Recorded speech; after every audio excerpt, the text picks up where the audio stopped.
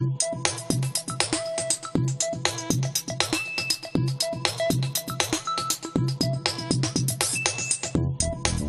Monsieur, bonsoir, ravi de vous retrouver sur TLT pour votre journal. Et à la une de l'actualité toulousaine de ce lundi 15 décembre, coup de filet anti-djihadistes dans plusieurs régions, à Toulouse et dans le Tarn. Des interpellations ont eu lieu tôt ce matin. Une filière d'acheminement de djihadistes présumés vers la Syrie a été démantelée.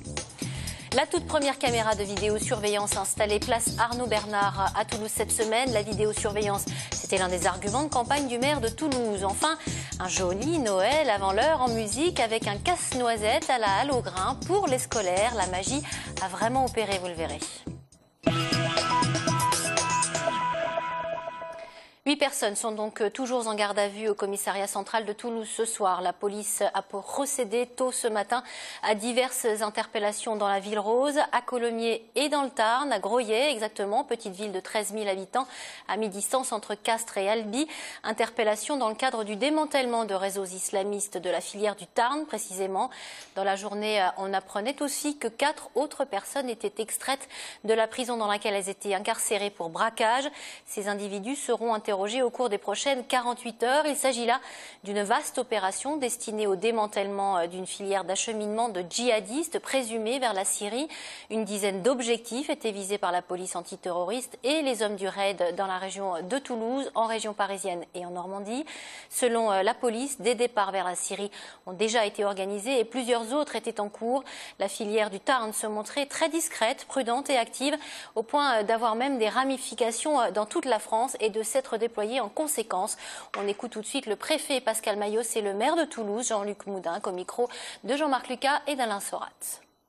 Je pense que personne n'apprend qu'il y a des personnes qui se rendent sur les territoires de combat. Ça, personne ne l'ignore. Et donc, effectivement, la politique du gouvernement qui consiste à prévenir ces départs, je pense que personne ne les ignorait non plus. Plus en Midi-Pyrénées qu'ailleurs ?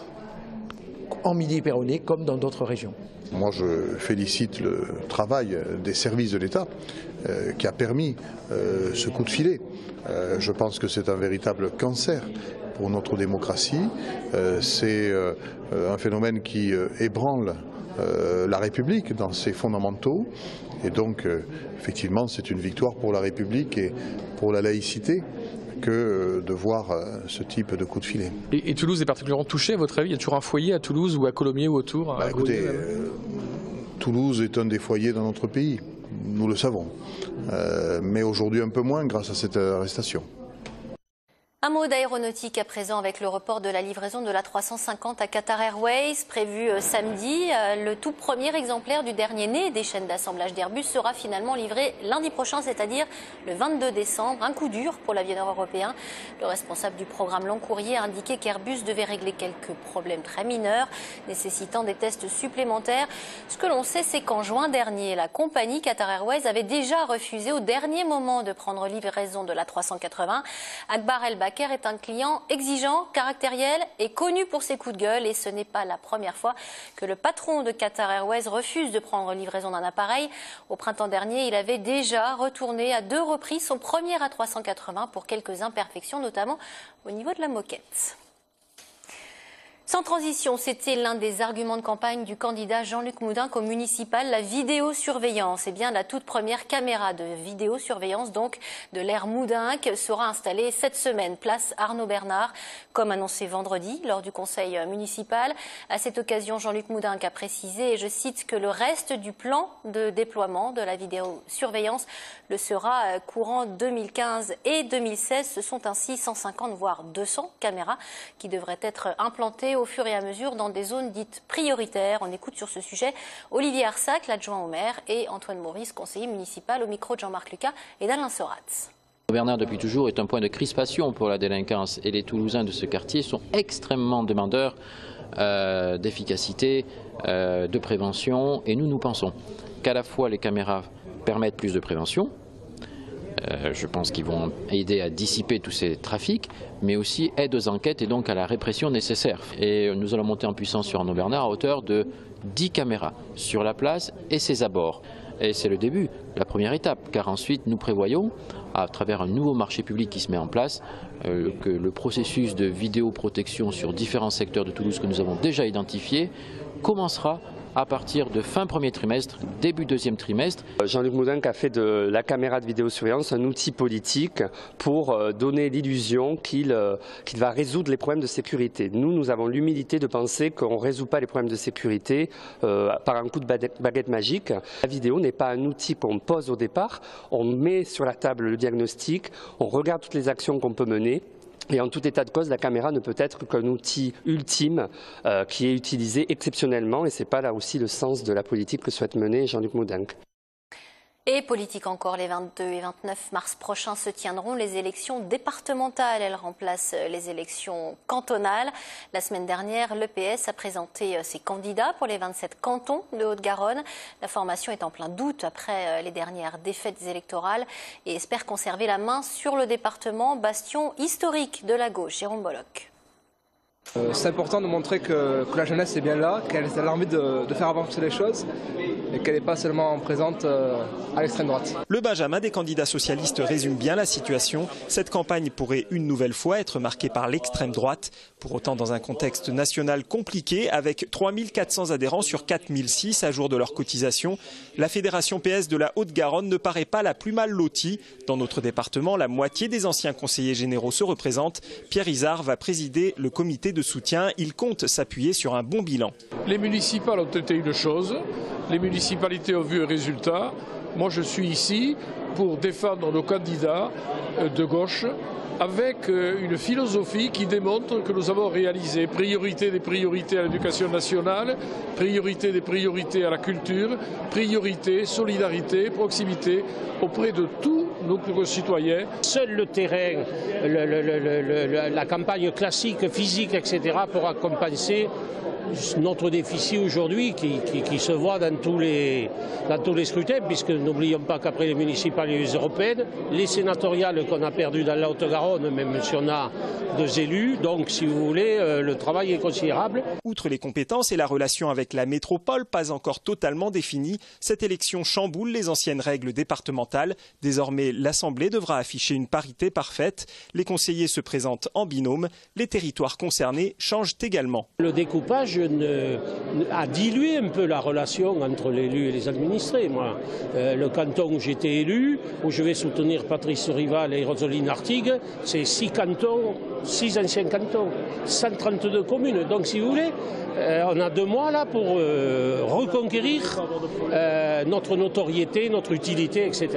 Le Conseil général, bientôt départemental, à gauche depuis toujours, pourrait passer à droite. L'union des forces de gauche semble aujourd'hui indispensable. C'est un contexte difficile, nous le savons. C'est un contexte où effectivement il faut être lucide par rapport à la crise économique que connaît ce pays. Nous avons effectivement à travailler à des convergences avec l'ensemble des forces de gauche. Nous avons un accord avec le Parti radical de gauche. Nous avons des divers gauches, des jeunes, des personnalités bien ancrées sur leur territoire, des élus sur les communes qui nous ont rejoints. Aujourd'hui, je travaille à un accord programmatique et de gouvernance avec le Parti communiste, avec Europe Écologie Les Verts. La campagne d'affichage va démarrer dès à présent. Le PS 31 compte bien démontrer que le parti, sur le terrain, peut encore changer la vie. Social à présent avec cette nouvelle mobilisation de la veille sociale. Nous vous en parlions la semaine dernière sur TLT.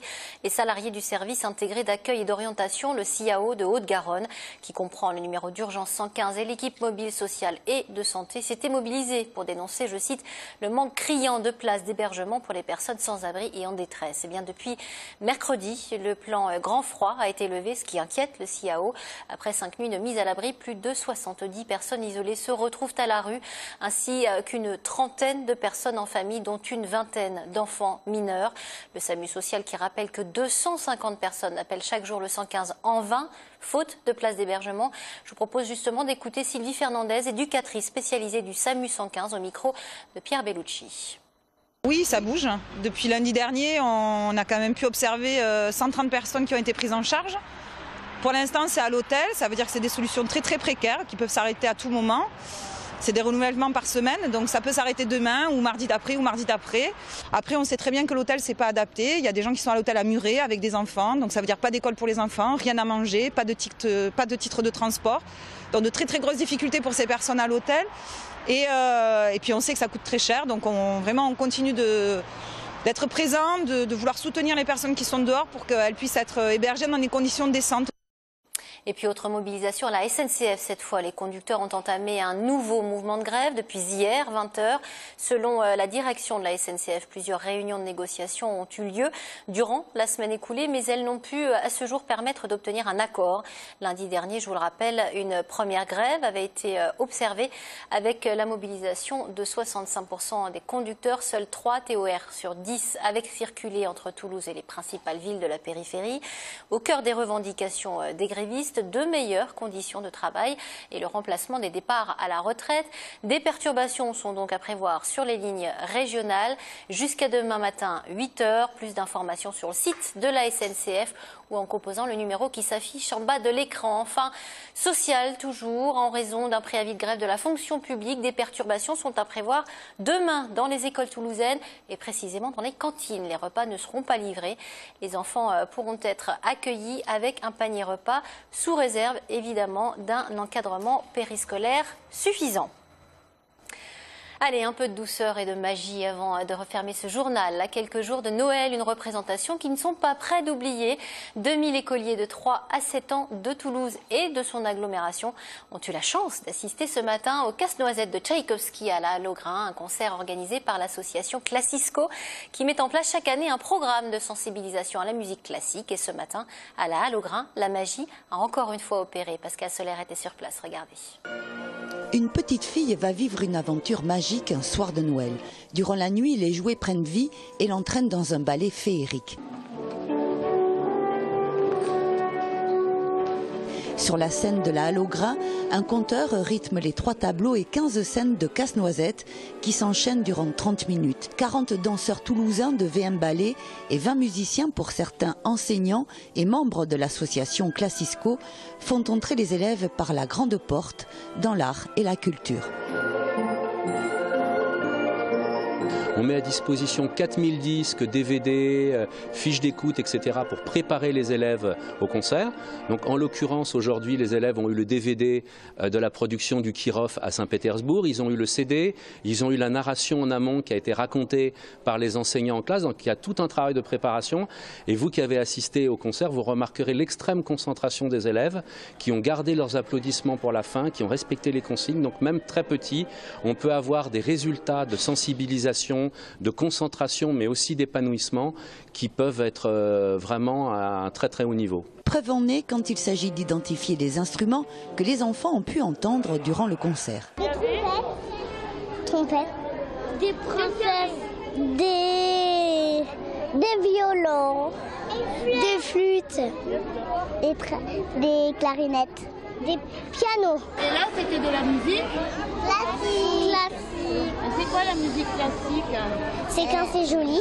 Avis unanime qui restera sans aucun doute gravé dans la mémoire de ces enfants et sur DVD.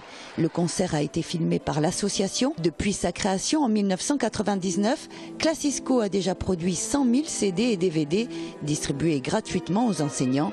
Le prochain grand rendez-vous musical aura lieu en juin prochain au Zénith avec au programme Mozart, du gospel et de la danse contemporaine. Fin de cette édition, merci de l'avoir suivi, excellente soirée sur TLT.